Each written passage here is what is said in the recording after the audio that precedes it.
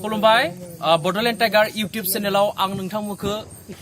happy Diwali जासिग्रोबाय दिनै जाबाय दिवाली सान बे दिवाली सानाव नलबारि जिल्लानि सिङाव थानाय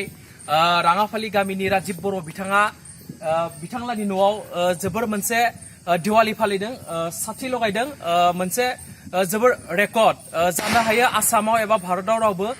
1000 साथि खाला लगायफेराखैमोन नाथाय नलबारि जिल्लानि सिङाव थानाय राङाफालि गामियाव नैबे बिथां राजिब बर'नि न'आव 1000 साथि खाला लगायनाय जादों बेनिखायनो जोबोर मोजां नुदों आं केमेरा पार्सन बिथांखौ साथि खाला लगायनायखौ दिन्थिनो थाखाय गुरै खावलायनाय जाबाय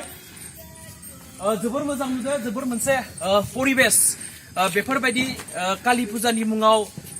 जा साथि लगायदों बेफोरखौ नुनानै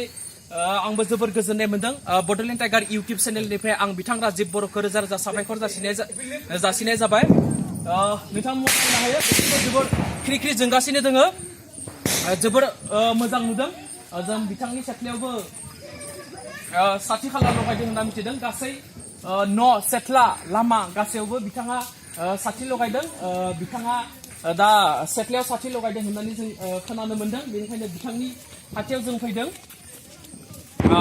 बिथाङा गैथ'आ दा दसे उनाव जुदि जों बिथांखौ नुयोब्ला बिथांजों दसे रायज्लायगोन जोबोर मोजां परिबेस बिथांनि बिमाया साथि लगायगासिनो दोङो आरोबाव गोबां लगायनो दंबावो नै सेथलायावबो साथिफोरा दंबावो बेफोरखौबो बिथाङा लगायगोन हास्लाबगवाखै न'नि गासैबो बिथांमोना लगायगासिनो दोङो बिनिखायनो हायोब्ला जों बर'फोरा बे दिवालीखौ फालिनो थाखाय जोबोर मोनसे साखाफोरा जानांगौ मोनसे मोजां रेकर्ड 1000 साथि खाला लगायनाया एसेबां सम्भब नङा असम्भब बे भारत एबा आसामावनो गिबि रेकर्ड होननानै आं सानो